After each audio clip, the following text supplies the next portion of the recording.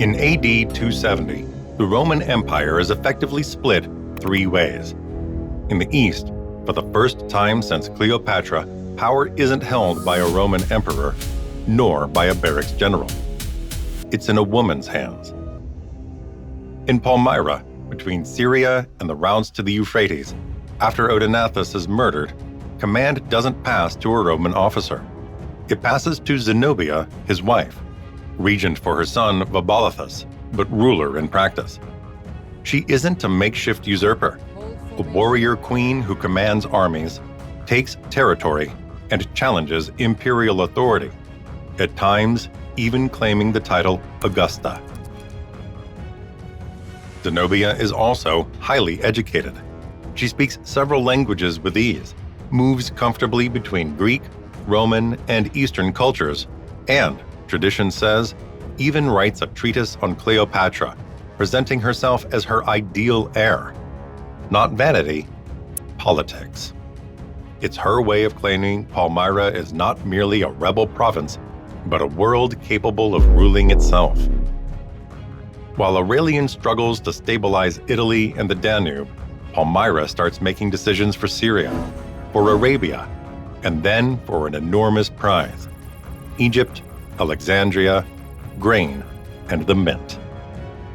Will Rome realize it has already lost in the east? Will Aurelian rise to Zenobia's challenge?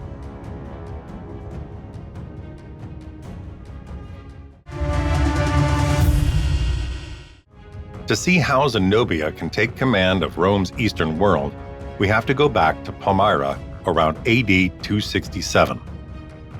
After the shock of Edessa and years of emergency, the man holding the eastern front together is Odaenathus, not a Roman emperor, but the local linchpin who coordinates defense and drives back Persian pressure, pushing as far as the gates of Ctesiphon.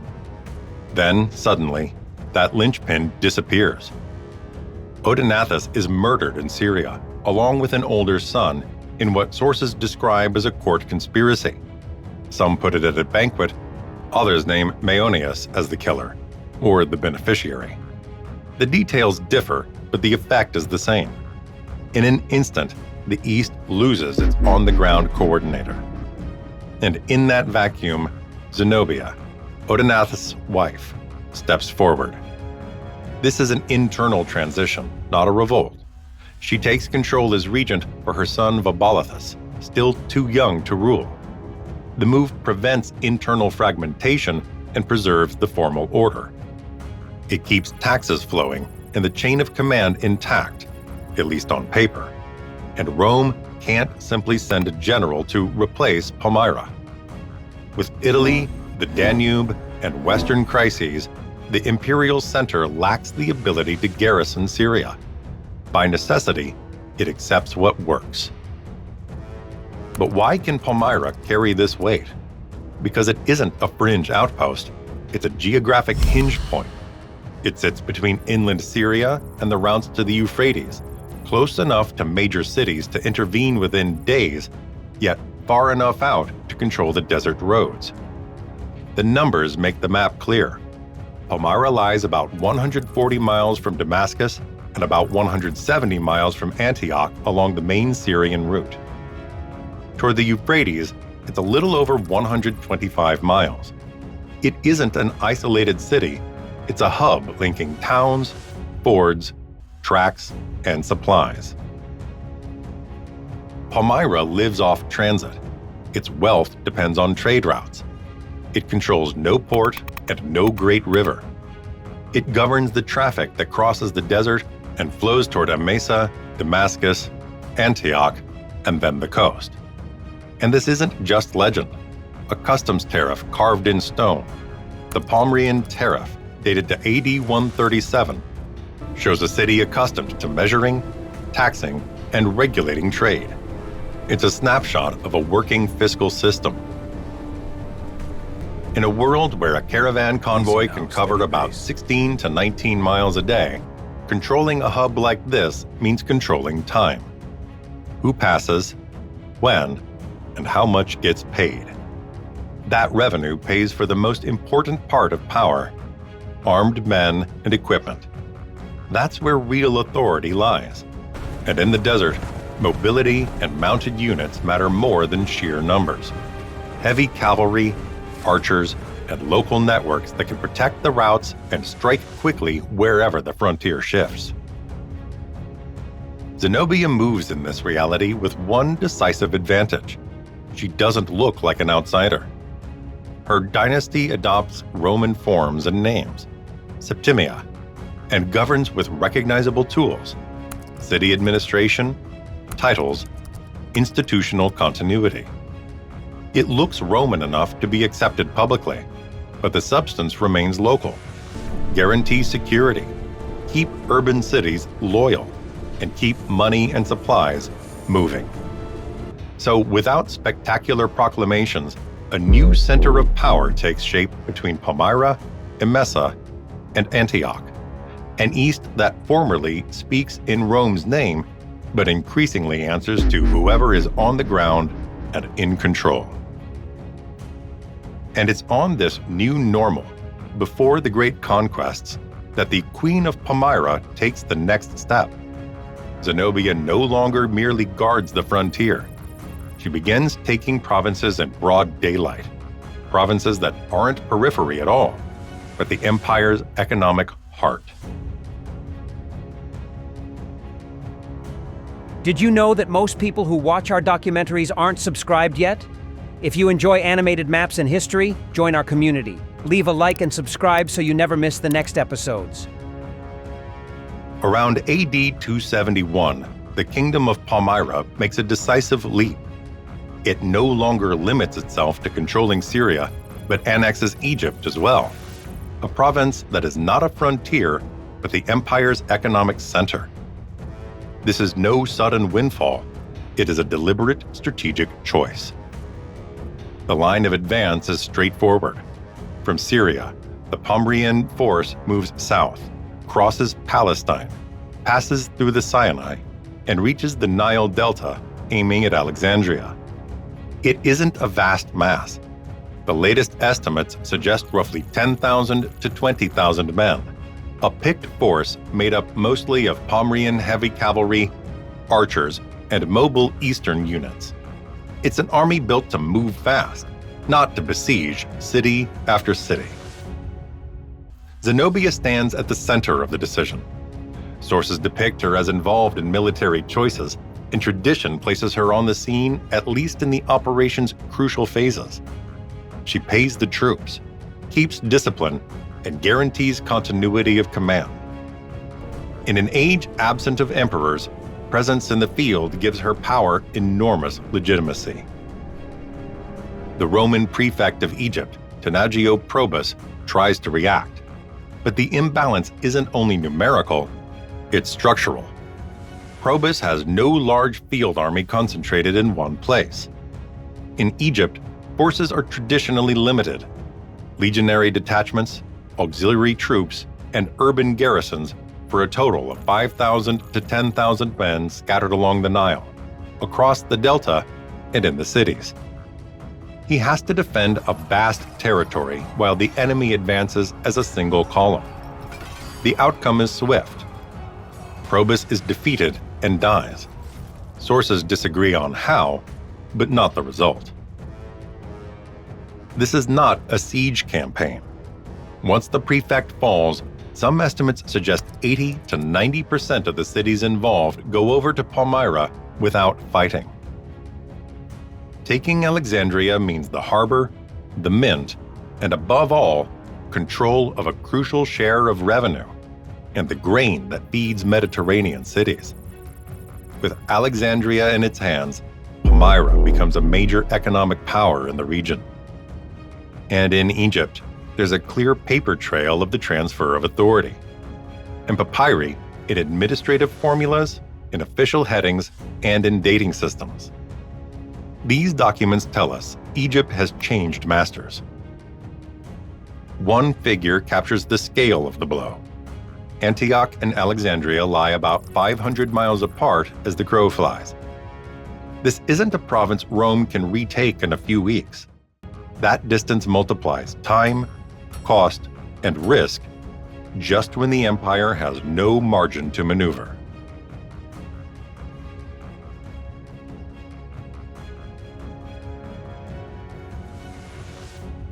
With Alexandria taken, Zenobia faces a new problem. Syria and Egypt are two separate pieces. If someone cuts the strip between Palestine and the Sinai, Egypt is isolated. That's why, between 270 and 271, Palmyra focuses on securing territorial continuity. It has to be stitched together, or it breaks. To the south, Palmyra's columns consolidate Arabia along the routes that run from inland Syria down to Bostra, capital of Roman Arabia. That node matters for more than symbolism. It controls roads, toll points, and the passages between Syria and Roman Palestine. Holding Bostra and the caravan roads locks down the line linking Damascus and the Orontes Basin to the corridor leading toward Egypt. But the real strategic leap is to the north. From Syria, access to Asia Minor runs through Cilicia, a coastal plain that ends against the wall of the Taurus Mountains.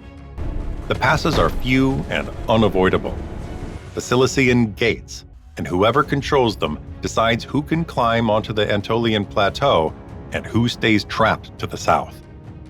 Palmyra pushes beyond Syria, seizing the passes and choke points that keep the road open between Antioch and inner Anatolia. And if Palmyra holds the Taurus gateway, any reconquest becomes costly. To enter Syria, you have to pass where Palmyra can shut the door.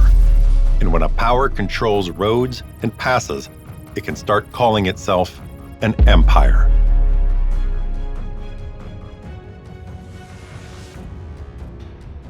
After Egypt and the corridors into Anatolia, Zenobia understands the contest isn't fought only with armies and mountain passes.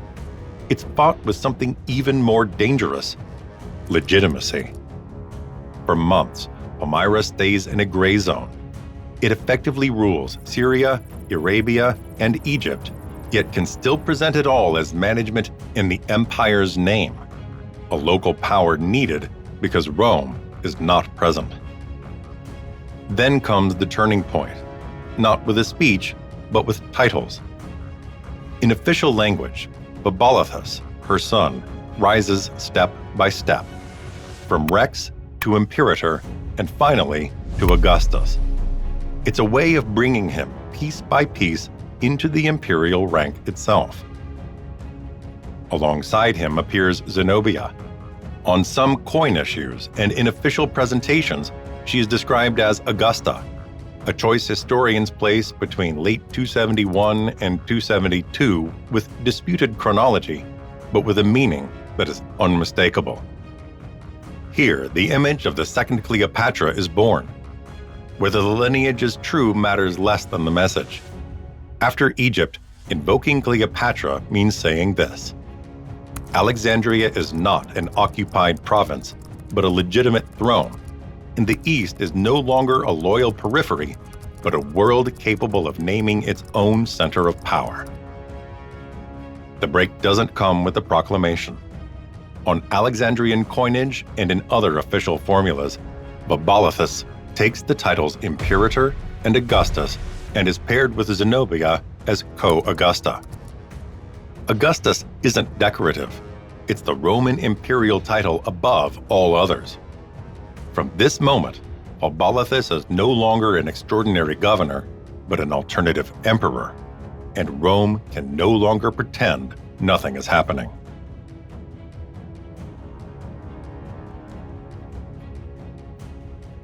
Aurelian comes to power in 270 and finds not just an empire in trouble, but one already distorted by crisis. In the West, he has to prevent collapse, frontiers, armies, legitimacy, because if the West gives way, Rome is no longer a credible capital. But while Aurelian stabilizes the Western emergency, in the East, the problem is now structural. A bloc controls Syria and Egypt, and above all, the corridors that link them to Anatolia through the Taurus passes. This is not a revolt. It is administration. It collects taxes, pays troops, assigns offices, and above all, it governs. This is the point of no return. If Rome waits any longer, it loses not only provinces, but the ability to decide in the East. Every month that goes by makes that system more stable and more accepted in the eyes of everyone. Aurelian understands it. In 272, he stops waiting. This rift cannot be mended with letters or compromises. The Roman army moves east in a full-scale campaign. It goes to confront a state that is already functioning with everything that entails.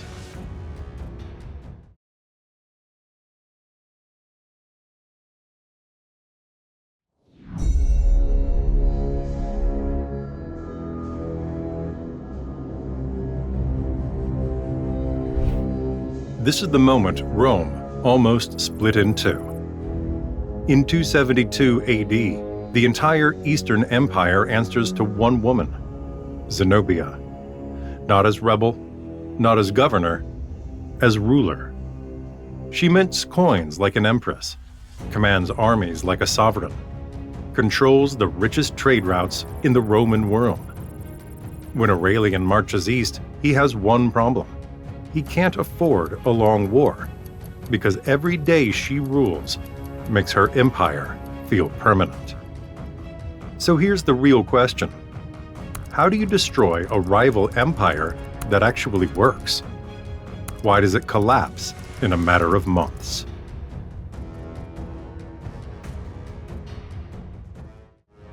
In 272, Aurelian opens the Eastern campaign under one strict constraint: time. He can't afford months of sieges or a war of attrition.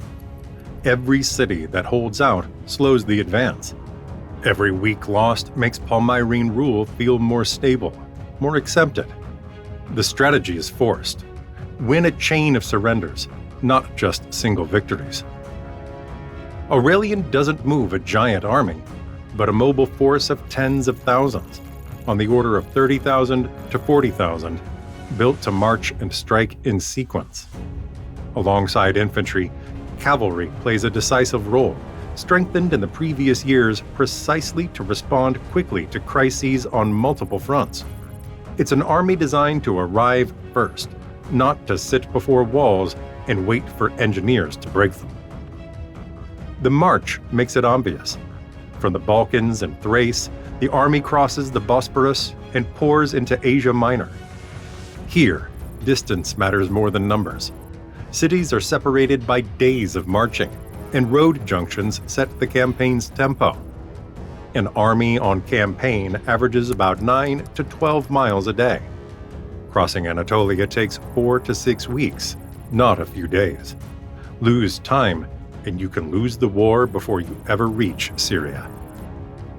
There is another factor, less visible but decisive. In a world without telegraph wires, couriers and merchants carry news, and sometimes it arrives days before the imperial standards. Sources portray Aurelian as a harsh commander, relentless about discipline. He's known for punishing indiscipline and treason brutally, but also for rewarding quick surrender. His reputation runs ahead of the army. When he appears before a city's walls, the question becomes practical. Is it really worth resisting when clemency is offered for surrender? That is how the Eastern campaign takes shape. Not as the classic Roman clash of opposing legions, but as a race against time, where every open gate matters more than a battle won on paper.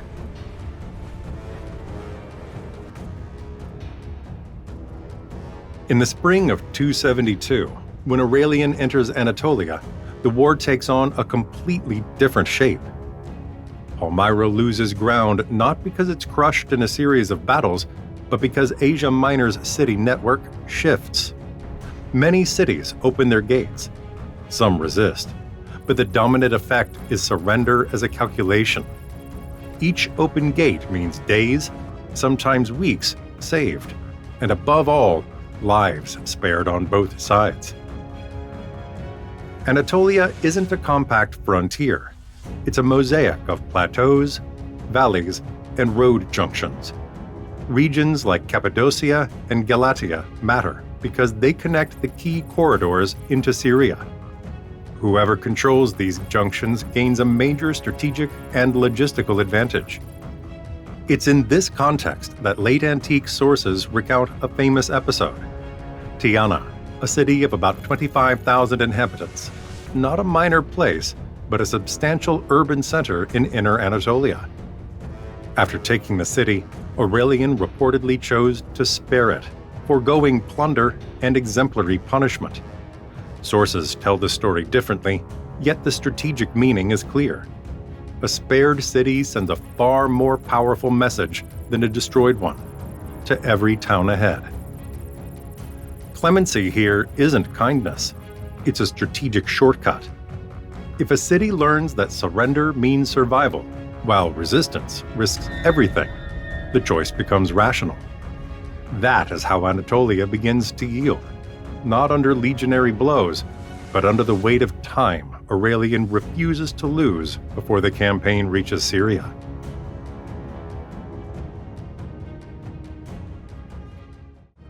After Anatolia, Aurelian's army still has one geographic choke point to clear before it reaches the east's core: Sicilia. Once past the Sicilian gates, the only usable passes through the Taurus. The road drops into northern Syria toward the Orontes Valley. Whoever controls this passage decides not only who enters Syria, but also who controls the flow of men, goods, and supplies.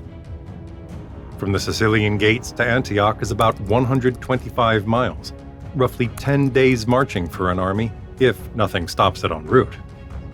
Between late spring and early summer 272, the Battle of Emesa is fought a short distance from Antioch, the main logistical hub of Rome's east. Aurelian commands an army of several tens of thousands, probably between 30 and 40,000, disciplined infantry supported by mobile cavalry contingents. Opposite him stands the Palmyrene army, led by General Zabdas, comparable in numbers but built differently. Less heavy infantry, more armored cavalry and mounted archers. Fast, hard-hitting, and dangerous on open ground in Syria. The sources don't describe the battle in detail, but the most plausible reconstruction is straightforward. Aurelian avoids a frontal clash. Against powerful cavalry, he aims to wear down their momentum, lure them into repeated pursuits, and break their cohesion. It's a tactical choice that favors control of time and space, not immediate shock alone. The outcome is decisive. Rome's victory opens the road to Antioch, which changes hands within days. With a single battle, Aurelian avoids weeks of sieges and seizes Syria's logistical heart before Zenobia can regroup.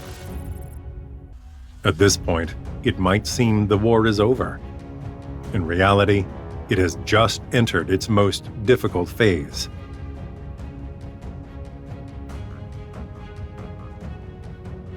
After the defeat at Immae and the loss of Antioch, the Palmyrene army doesn't dissolve.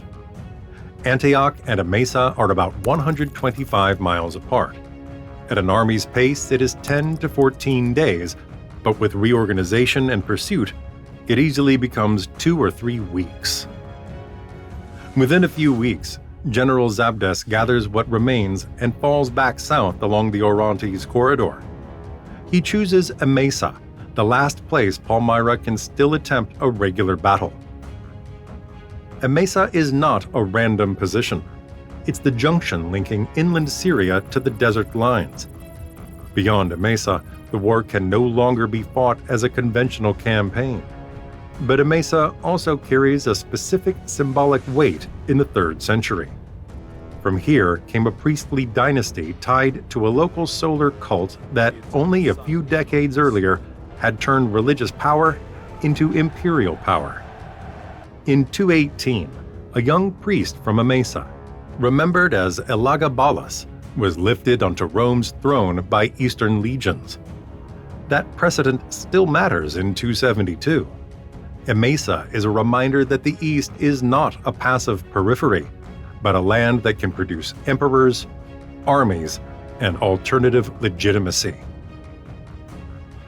It is now high summer 272. Here, Aurelian gives no time. He pursues, forces contact, and wins a second field victory. The sources don't allow a detailed reconstruction, but the outcome is clear. After Emesa, there is no Palmyrene field army left to meet Rome again. From this moment, the war changes nature. It is no longer a contest between two states fielding comparable armies. It becomes a matter of logistics, distance, and endurance, and there is only one direction: Palmyra. After 2 battles, Zenobia can no longer win in the field. From now on, she can only hold out.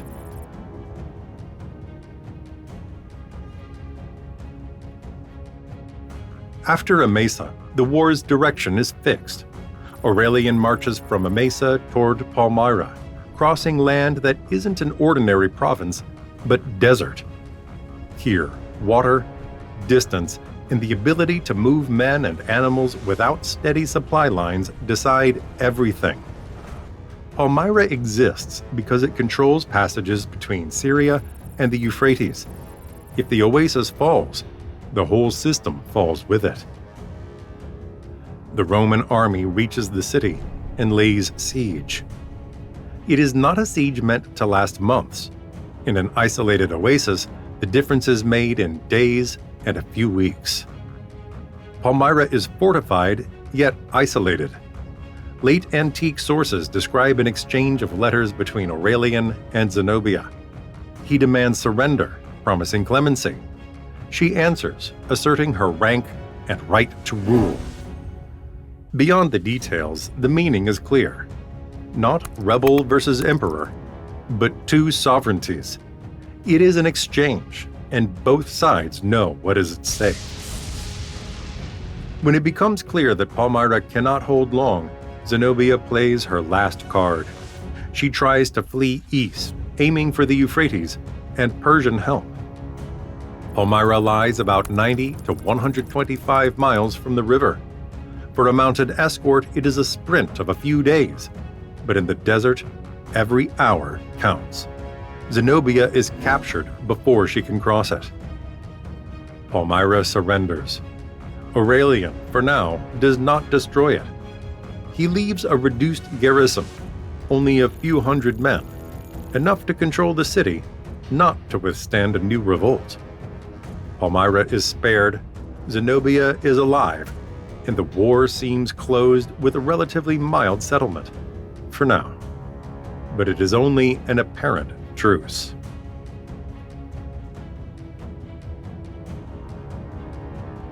In 273, a few months after the surrender of 272, the war is not truly over.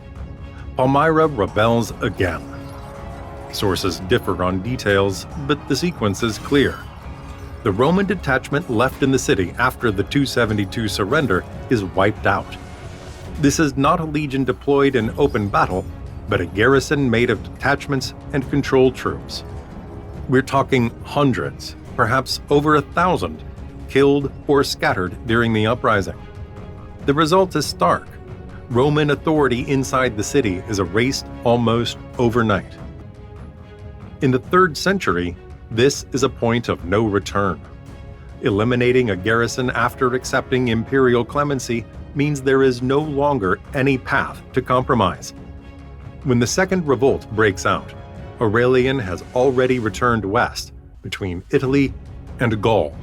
The news forces him to reverse course. It is a return that takes weeks and thousands of miles, enough for time to become a weapon again. From the western provinces, he turns back toward the east, along the empire's arteries, to Syria's heart. But this time, he isn't coming to negotiate. The repression is brutal. The city is sacked, its power structures dismantled, and Palmyra will never again be a regional power able to control routes, tolls, and territory. Aurelian also strikes the regime's intellectual elites. Advisors and court intellectuals, such as Longinus, are executed. The goal is not merely to punish a revolt, but to prevent that system from ever being reborn in Syria. As for Zenobia, after Palmyra's fall, the sources do not give a single ending. They give different endings. Some have her dead soon after the capture, perhaps during the transfer. Others imagine her alive, taken to Rome as an illustrious prisoner, then removed from politics. And in 274, at Aurelian's triumph, the victory becomes propaganda. The sources diverge, and we cannot choose a definitive version because the record is thin and partisan. But in truth, that isn't the point. Whatever her personal fate, Zenobia disappears when the world she built disappears. She is not defeated only as a queen, but as the architect of a system, an East that had learned to govern itself, pay armies, mint coin, and make decisions without Rome for years. When Aurelian destroys Palmyra, he erases more than a city. He erases the idea of an alternative center in the East. That is the deepest legacy of victory. If this episode has been useful, leave a like and subscribe to the channel. In the next video, we will follow Aurelian as he tries to reunify the empire after Palmyra falls.